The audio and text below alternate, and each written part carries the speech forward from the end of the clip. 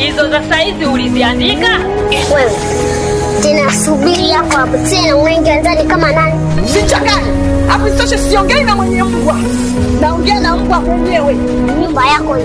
Unasaidia basi kutoa mchango wa kodi hapa. Nimekukaribisha. Nimekuja na mzigo wa pesa ili ukatoe nyumba. Nisikilize, kama mkiona mwache marage robo, mimi achela kundogo.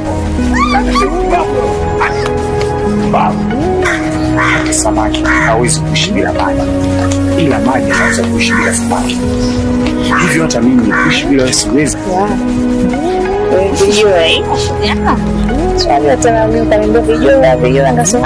Kuchukua nimepita hivi mbito vile mambo mengi. Kajikuta kapigwa mbili kaenda kulala mama. Yaani tena usiniambie leo uhakika, usinitie msuka shoga yako. Upo? Utajifikiria sana. Lakini hatutaki kudungua sisi kama tiara. Alete hela hiyo. Kesho saa 3 asubuhi nasi tunaelewane. Bila hivyo atatuona mabaya. Sitashindwa kulipa hiyo deni na nitalipa zaidi yake. Tuelewane. Sasa nakwambia hii ni chata chafu. Nitakuja kukufanya kitu kibaya ambacho utakuja kwa mimi maisha yako yote.